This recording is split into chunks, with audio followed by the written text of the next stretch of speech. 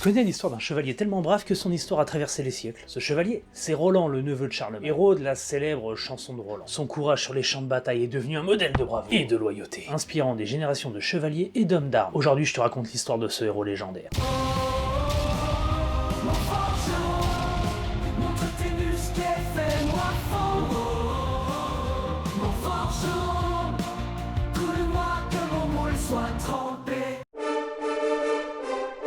Roland était le neveu de Charlemagne, et dès son plus jeune âge, il est destiné à devenir un grand chevalier. Il grandit à la cour de son oncle, au milieu des meilleurs seigneurs et guerriers de l'époque. Très tôt, Roland montre un courage sans pareil, et sa force devient vite légendaire. On dit capable de manier l'épée du Randal, une lame aussi célèbre que son porteur. Charlemagne voyait en Roland l'un de ses plus fidèles chevaliers, toujours prêt à se battre pour l'Empire franc et à défendre ses terres. Roland n'était pas seulement un guerrier, c'était aussi un homme de grand cœur. Il était connu pour sa générosité envers les plus faibles, et son sens de la justice, et qui lui a valu le respect non seulement de ses compagnons d'armes, mais aussi de ses ennemis.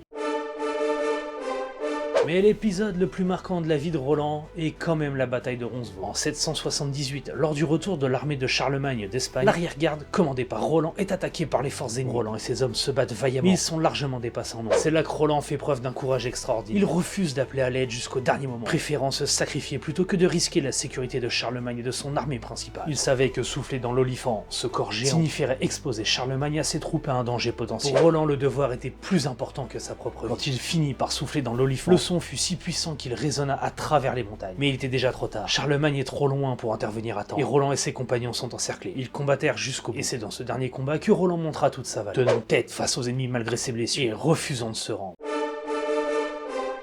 Les armoiries de Roland telles que nous les connaissons aujourd'hui sont en fait une création plus récente, imaginée par l'historien Michel Pastoureau. Il a conçu ces armoiries pour représenter les valeurs de Roland, même si ce dernier n'en possédait probablement pas de son vivant. Ces armoiries montrent un lion rouge rampant sur un fond d'or bordé de noms. Le lion incarne la force et la bravoure légendaire de Roland, tandis que le fond doré symbolise sa noblesse et son esprit chevaleresque. La bordure noire, quant à elle, évoque la tristesse et les sacrifices qu'il a dû faire pour rester fidèle à ses valeurs. Bien que ce blason soit imaginaire, il est devenu un symbole puissant de Roland et de son héritage, en tant que modèle de chevalerie.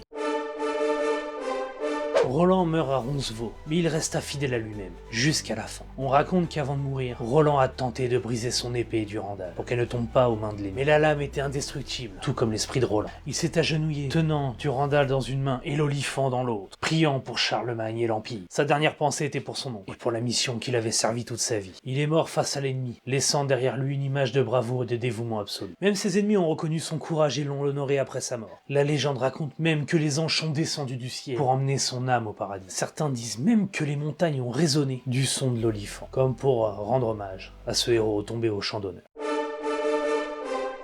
Roland est devenu le plus grand héros de la littérature médiévale, grâce à la chanson de Roland, un poème épique qui raconte son histoire et celle de ses compagnons. Ce poème, récité à travers toute l'Europe par des troubadours, a fait de Roland un symbole de l'esprit chevaleresque, célébrant son courage, son sacrifice et son amour pour son roi. Il est le symbole du chevalier parfait, courageux, loyal, prêt à tout sacrifier pour son roi et son pays. Même aujourd'hui, le nom de Roland est associé à l'idée de ne jamais abandonner, peu importe les obstacles, et de rester fidèle à ses valeurs jusqu'au bout.